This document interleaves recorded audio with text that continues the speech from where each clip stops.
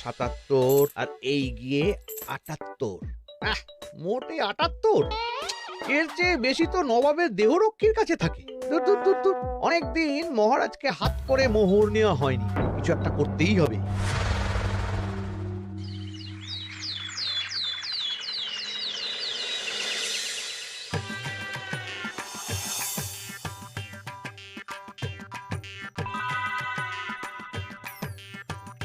কই গো, কিছু কি ঠিক করলে?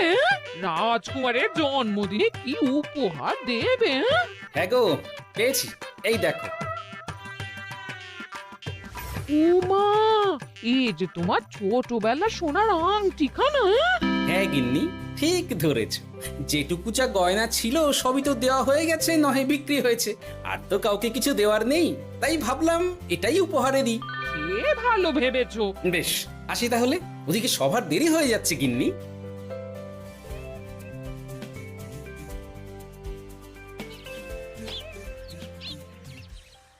আচ্ছা শোনো, একটা কথা বলতে ভুলে গেছিলাম। আজ একটু তাড়াতাড়ি বাড়ি এসো, শাড়িওয়ালাকে আসতে বলেছি দুপুরে। আবার শাড়িওয়ালা কেন? আরে তুমি ভুলে গেলে, সামনে আমার বোনদির বিয়ে, তার জন্য নতুন শাড়ি লাগবে না গো। একমাত্র বড় মাসির মেয়ে বলে কথা। বুঝলাম। তো ওই একটা শাড়ির জন্য আবার আমাকে থাকতে হবে? 3টে শাড়ি উপহারের পাশাপাশি আমারও একটা শাড়ি চাই। হ্যাঁ আচ্ছা, তুমি নতুন শাড়ি নিয়ে কি করবে বলো তো? বিয়েটা তো তোমার বংশীর। বলি, সারাটা জীবন তো এই এক কাপড়ই কাটিয়ে দিলাম, কি দিয়েছো তুমি আমায়? কেন, এই নিজেকে? আমার মতো স্বামী আর কোথাও পাবে? ও সব মন ভুলানো কথায় আর চিড়ে ভিজবে না, তাড়াতাড়ি আসবে বলে দিলাম। হ্যাঁ অগত্যা।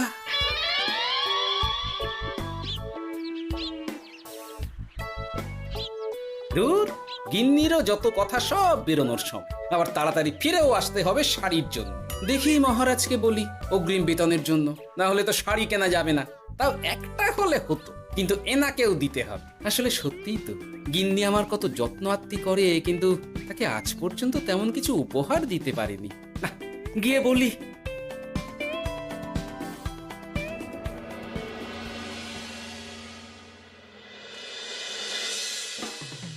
রাজকুমারের জন্মদিন উপলক্ষে যে আপনারা এত উপহার এনেছেন তার জন্য অনেক ধন্যবাদ।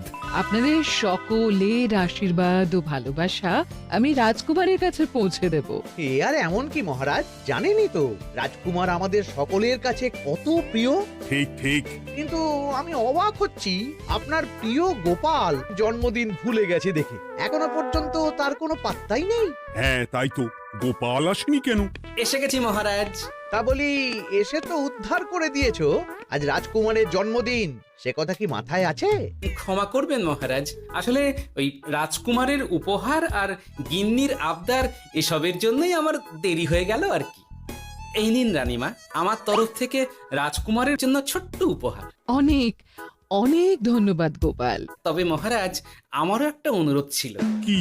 আমাকে যদি অগ্রিম বেতন হিসাবে কিছু মোহর দেন, তাই নিয়ে আমাকে একটু তাড়াতাড়ি বাড়ি ফিরতে হবে। উনি বলবেন আর ওনাকে দিতে হবে, মামা বাড়ির আবদার। যেটা জানেন না তার মাঝে এত কথা বলেন কেন? হ্যাঁ, আসলে মহারাজ, আমার গিন্নির বোনের মেয়ের বিয়ে সামনে, তাই গিন্নি আবদার করেছে ওই নতুন শাড়ি কেনার জন্য। জানেনই তো বিয়ে বাড়ির কত খরচা, তাই। এ তো খুব ভালো কথা, কিন্তু অগ্রিম বেতন কেন? এমন একটা ভালো খবর দিলে আমার তরফ থেকে তোমার জন্য কিছু মোহর উপহার। এই না। ধন্য মা আপনি, আপনার মতো মা থাকতে সত্যি ছেলের কোনো চিন্তা থাকে না রানীমা।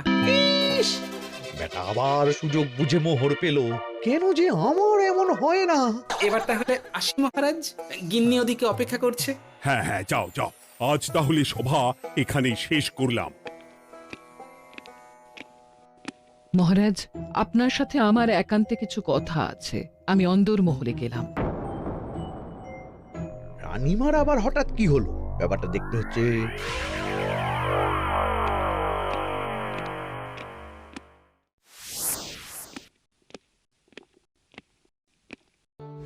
আজ আমি বুঝতে পারছি আপনি আমাকে একদম ভালোবাসেন না মহারাজ। ও কি কথা বলছো রানী? একদম ঠিক বলছি। নিজের গিন্নির আবদার মেটানোর জন্য গোপাল কত ভাবে, নতুন শাড়ি কিনে দেবার জন্য অগ্রিম বেতন অব্দি চাইলো, আর আপনি? আমি তো রাজা, আমি কেন বেতন চাইবো? সেটাই তো, রাজা হয়েও আপনি কখনো এমন কিচ্ছু করেননি, কিচ্ছু না। আহা, রাগ করে না। আমি তোমাকে সব থেকে সুন্দর শাড়ি উপহার দেব, একেবারে সোনার সুতোর কাজ করা মুক্ত বসানো শাড়ি। এমন শাড়ি কেউ কখনো দেখেনি। ও মা, সত্যি? আচ্ছা, এই ব্যাপার। গোপালের কথা শুনে এবার মহারাজ ও রানীমাকে উপহার দেবে? ধুর, আমারই ভাগ্যটা খারাপ।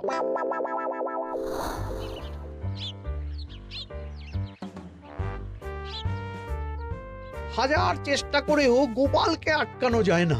দূর দূর দূর, আমি যা চেয়েছিলাম তা ওই গোপাল পেয়ে গেল। ও কি গো, তুমি কার সাথে কথা বলছো? দুর্ভাগ্যর সাথে। কি সব অলক্ষণে কথা? কি হয়েছে? কি আর হবে, সবই তো তোমার দোষ। আমার দোষ? হ্যাঁ, তুমি আমার কাছে বায়না করো না কেন কিছু? তুমি বায়না করনি বলেই আজ আমি রানীমার কাছ থেকে মোহর পেলাম না, কিন্তু গোপাল পেয়ে গেল। এবার বুঝলাম। ঠিক আছে, এখন তাহলে বায়না করছি, তুমি কাল গিয়ে সেটা রানীমাকে জানাবে, ঠিক আছে?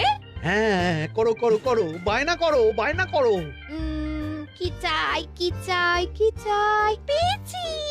তুমি রানীমাকে গিয়ে বলবে যে আমার একটা সোনার হার চাই। এই না হলে আমার বউ। দারুণ চাল চেলেছো।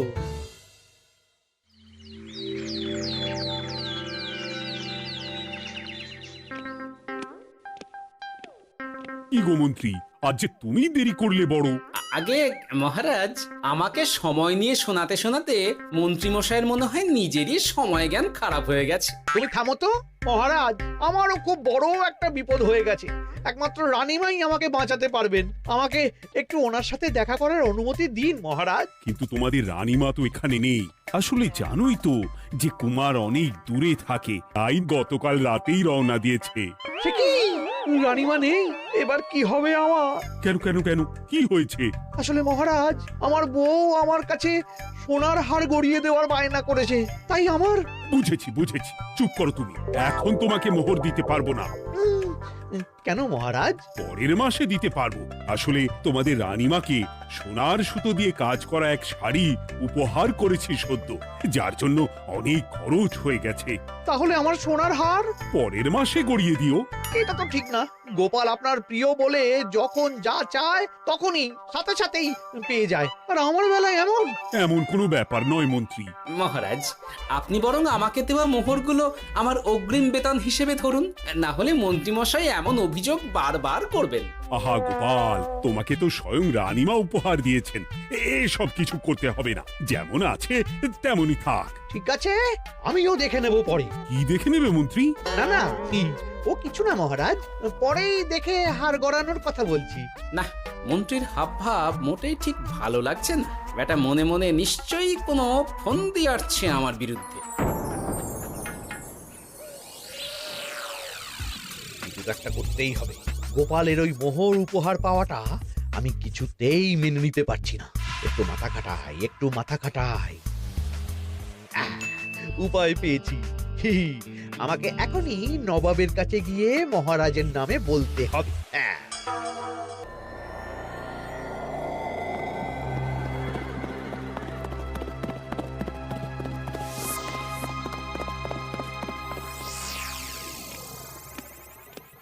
প্রণাম নবাব বাহাদুর। আরে এদের কৃষ্ণনগরের রাজা কৃষ্ণচন্দ্রের মন্ত্রী তো হঠাৎ এখানেই কেন? আমি নবাব বাহাদুরকে আন্তরিক ধন্যবাদ জানাতে এসেছি। কিসের জন্য? এই যে আমরা খুব খুশি রাজা কৃষ্ণচন্দ্রের মতো একজন শক্তিশালী রাজা পেয়ে। শুধু সামরিক বলেই নয়, আর্থিক, সামাজিক, রাজনৈতিক সব দিক থেকে। আর এটা সম্ভব হয়েছে আপনার মতো একজন নবাবের মহারাজের ওপর কৃপা দৃষ্টির জন্য। বলতেটা কি চাইছো তুমি? তেমন কিছুই না, আপনার গুণগান করছি। নইলে আপনিই বলুন না, আমাদের মহারাজ কখনো সোনার সুতোয় বোনা মুক্তোর কাজ করা শাড়ি কিনে রানীমাকে উপহার দিতে পারে? কি সোনার শাড়ি? হ্যাঁ, এমন দামি শাড়ি যা হয়তো নবাবের কাছেও নেই। ঠিক আছে ঠিক আছে, তুমি এখন আসতে পারো। আর শোনো, আমি তোমাদের রাজ্য পরিদর্শনের জন্য লোক পাঠাবো। কবে কখন সেটা কাল তোমাদের সূচনা পাঠিয়ে দেবো, কেমন? তো ঠিক জায়গাতেই আগুনটা ধরিয়েছি মনে হচ্ছে। বেশ, ব্যাপারটা আমার মোটেই ঠিক লাগছে না উজির। কৃষ্ণচন্দ্রর মতো এক সামান্য রাজা এত দামি শাড়ি কিনলো কি করে? কালো বাজারি করছে না তো? আমিও একই কথা ভাবছিলাম হুজুর। এক কাজ করো, কালকে কৃষ্ণনগরে খবর পাঠাও। 2 দিন পর রাজকার্য পরিদর্শনের জন্য তুমি সেখানে যাবে। সব খতিয়ে দেখবে, আর কিছু বেগতিক বা গরমিল দেখলে সেটা বাজেয়াপ্ত করে নেবে, কেমন? আর কে হুজুর?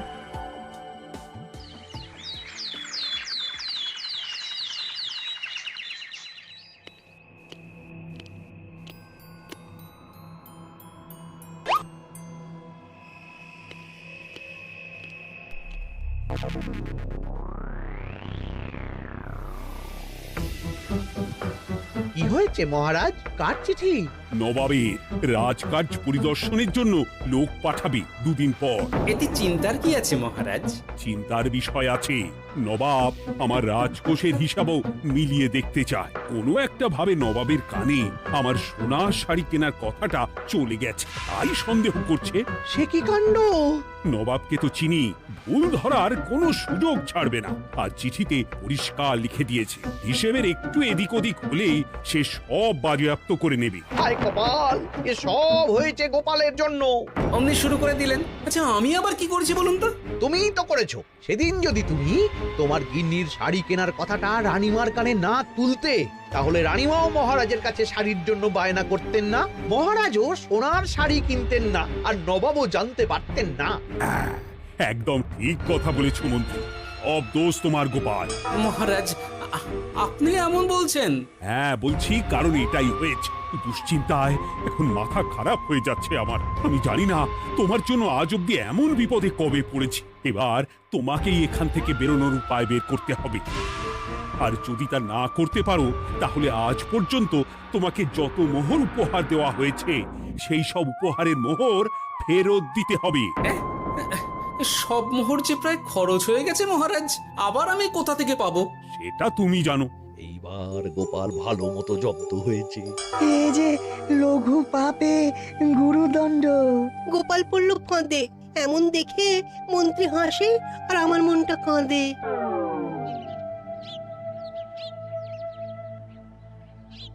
এখানে বসে কি করছো গো গিন্নি? এসে পড়েছো? ও মা, তোমার মুখটা এমন শুকনো দেখাচ্ছে কেন?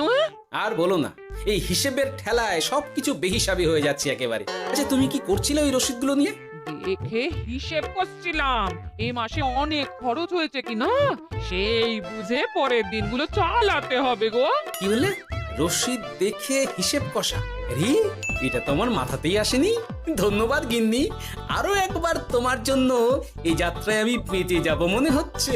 বেঁচে যাবে কেন? কি হয়েছে? আচ্ছা, আমাকে আবার একটু রাজপ্রাসাদে যেতে হবে। আমি এলাম গিন্নি। কি যে বলে লোকটা, কিছুই বুঝতে পারি না। হ্যাঁ,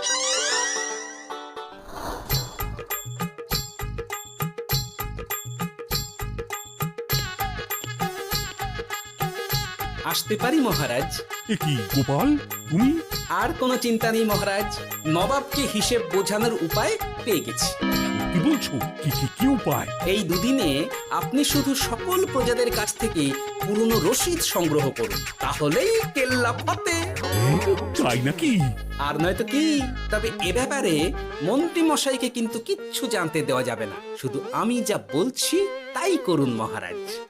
সে তো বুঝলাম, কিন্তু প্রজাদের থেকে পুরনো রসিদ সংগ্রহের কথা ঘোষণা করলেই মন্ত্রী এমনি জানতে পেরে যাবে। চিন্তা করবেন না মহারাজ, আমার কাছে এটারও উপায় আছে। আপনি শুধু খেয়াল রাখবেন যাতে এই কথা 5 কান না হয়। বাকিটা ভরসা রাখুন, কৃষ্ণনগরের একটা ঘাসও নবাব বাজেয়াপ্ত করতে পারবে না।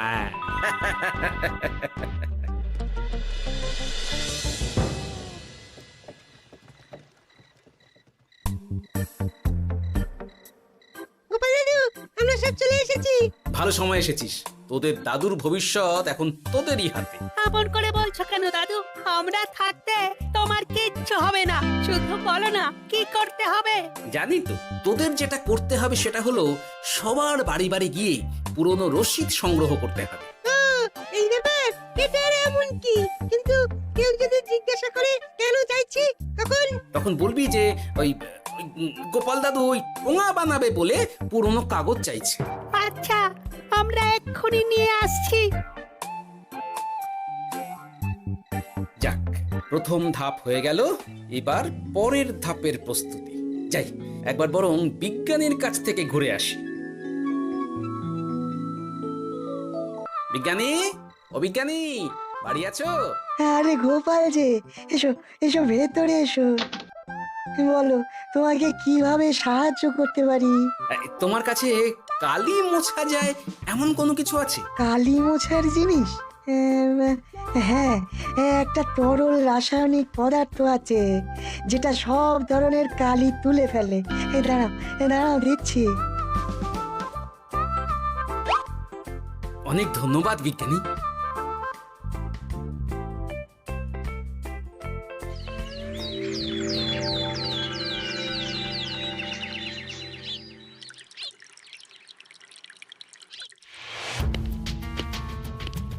আসুন আসুন, আপনার জন্যই তো অপেক্ষা করছিলাম। তাই নাকি? এতটা পথ উনি এসেছেন, আগে ওনার জন্য শরবত ও মিষ্টির ব্যবস্থা করি। এই যে মহারাজ, আমি জল মিষ্টির ব্যবস্থা করে এনেছি, এটাও সাথে নিন। এটা কি? কেন, হিসেব ভোলা ময়রা পাঠিয়েছে এই মিষ্টি ও শরবতের দাম। এর মধ্যে এই কাজের সাথে যুক্ত ভোলা ময়রা আর তার পরিচারকের পারিশ্রমিকও যুক্ত আছে। হ্যাঁ, আসলে আমাদের মহারাজ তো প্রতিদিনের খরচ খুব হিসেব করে চলেন, তাই। ও, আমি একটু বসবো? নিশ্চয়ই, ওই তো ওদিকে বসার জায়গা। আপনি কি হাওয়া খাবেন উজির সাহেব? তাহলে রশিদে ওটাও যুক্ত করব। মশকরা হচ্ছে? আহা, রেগে যাচ্ছেন কেন? আপনার সাথে মশকরা করার মতো স্পর্ধা আমার নেই উজির সাহেব। আসলে মাসের শেষ তো, তাই একটু বেশি হিসেবে চলতে হচ্ছে আর কি। আমাকে হিসেব দেখাচ্ছ? আর রাজা কৃষ্ণচন্দ্র যে সোনার সুতোয় বোনা শাড়ি কিনতে পারলো, সেটার হিসেব কোথায়? একটা সামান্য রাজা এত অর্থ পায় কোথা থেকে? এ আবার কেমন কথা? মহারাজ যা কিনেছেন সেটা তো তার জমানো অর্থ দিয়েই কেনা। আমি বিপথে কোনো কাজ করি না।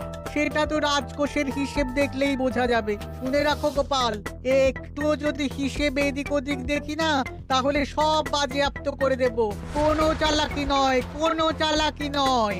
বেশ, তবে করুন হিসেব। আমাদের কাছে কিন্তু সব কিছুর রসিদ আছে।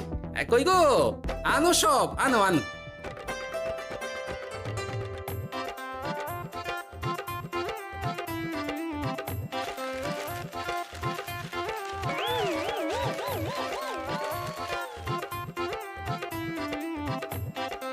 হ্যাঁ, এত রসিদ? আপনি বরং নিশ্চিন্তে হিসেব কষে নিন, আমরা আসি।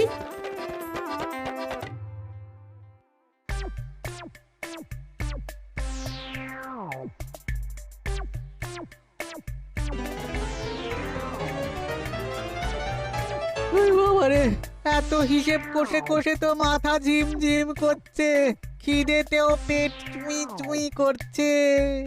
আপনার হিসেব কত দূর উজির সাহেব? আমাকে এখান থেকে নিয়ে চলো গোপাল, আমি আর পারছি না। ও কি, অঙ্ক কষে কষে তো আপনার সব শক্তি শেষ হয়ে গেছে দেখছি। আচ্ছা চলুন চলুন চলুন, কিছু মুখে দিয়ে দিন, তাহলেই শক্তি আসবে। তাই চলো।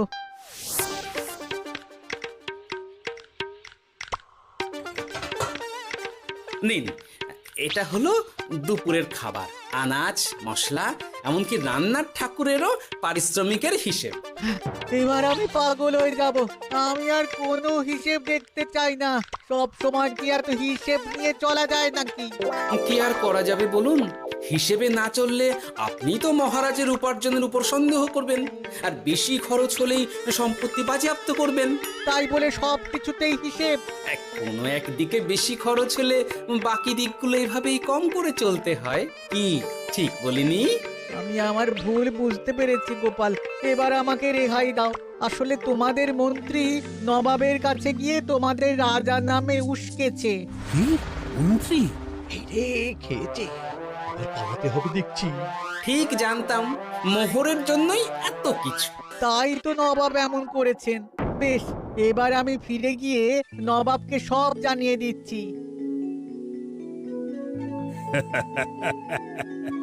সত্যি গোপাল, তোমার তুলনা হয় না। আর মন্ত্রী, আগে মহারাজ, তুমি যা করেছো তার কোনো ক্ষমা নেই। তোমার জন্যই আমার এত হয়রানি হয়েছে। ভুল হয়ে গেছে, আমাকে ক্ষমা করে দিন মহারাজ। গোপালের ওপরে হিংসে করে এমন করেছি, আর হবে না। একটা সুযোগ দিন মহারাজ। হ্যাঁ মহারাজ, সুযোগ দিয়েই দিন। বেশ, তবে তোমার শাস্তি হলো রানীমাকে আমি যে সোনা শাড়ি কিনে দিয়েছি সেটার পুরো দাম তোমাকে আমায় দিতে হবে। হ্যাঁ?